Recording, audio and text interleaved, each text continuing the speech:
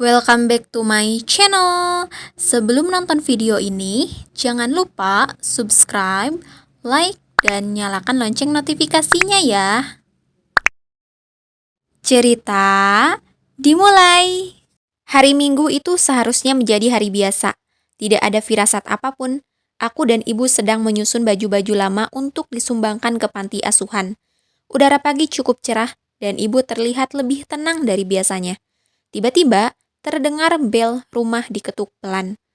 Aku membuka pintu sambil berseru pelan. Siapa ya pagi-pagi begini? Saat pintu terbuka, jantungku seperti terjatuh ke lantai. Ayah, berdiri dengan wajah yang sedikit canggung, ditemani seorang perempuan muda berjilbab dan seorang anak kecil lelaki yang mungkin usianya baru 3 tahun. Mataku langsung menatap anak itu, lalu kembali ke wajah ayah, yang tampak lebih kurus dari terakhir kali kulihat. Ibu ada nak? Tanya ayah, suaranya lirih tapi jelas.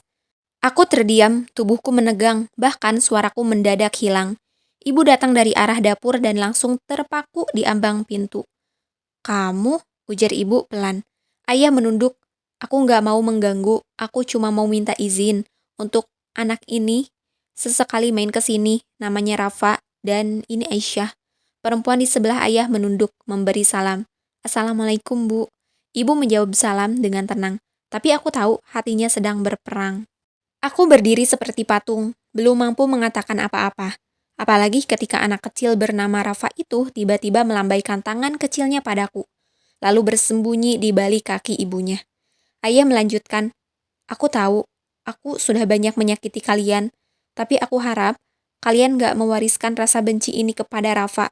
Dia gak tahu apa-apa. Aku menoleh ke arah ibu, wajahnya datar, tapi air matanya jatuh diam-diam. Aku gak pernah ngajarin anakku buat benci, Mas, jawab ibu dengan suara gemetar. Tapi aku juga gak bisa janji kami akan baik-baik aja setelah ini.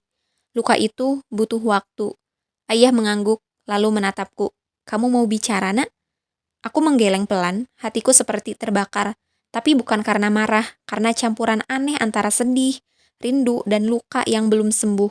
Aku melihat wajah ayah yang dulu sangat kuhafal, tapi sekarang wajah itu terasa seperti milik orang asing.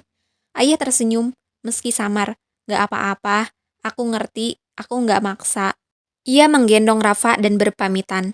Sebelum pergi, Aisyah menatap ibu dan berkata pelan, saya tahu saya salah, Bu, tapi saya janji akan jaga Mas Arif dan anak ini sebaik mungkin.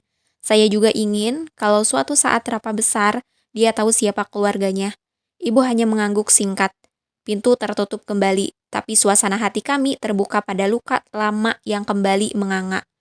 Aku masuk ke kamar, lalu menangis. Tangisku bukan karena ayah datang, tapi karena aku melihat anak kecil itu, Rafa, adikku, separuh darahnya sama denganku. Tapi entah kenapa aku belum sanggup mencintainya seperti aku mencintai diriku sendiri.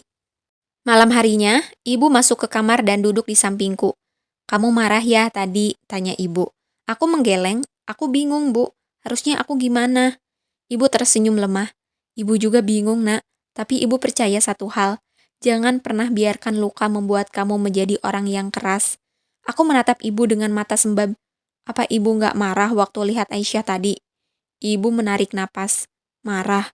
Tapi sekarang ibu sadar, orang yang terlalu lama memelihara marah, hidupnya gak pernah tenang. Ibu pengen hidup tenang, meskipun artinya harus memaafkan orang yang paling menyakiti.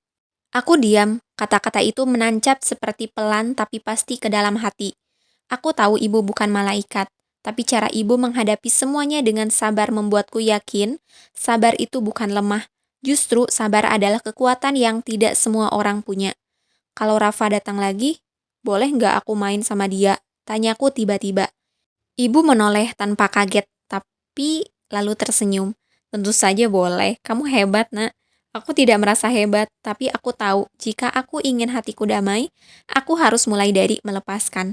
Malam itu, aku menulis lagi di buku harianku. Hari ini aku bertemu kembali dengan ayah, dan untuk pertama kalinya, aku menyadari bahwa luka bisa mengajarkanku jadi lebih dewasa. Aku belum memaafkan sepenuhnya, tapi aku sedang belajar. Allah tahu itu. Dan untuk pertama kalinya sejak ayah pergi, aku tidur dengan hati yang sedikit lebih ringan. Kelanjutan ceritanya ada di next video ya. Terima kasih yang sudah nonton video aku. Bye-bye.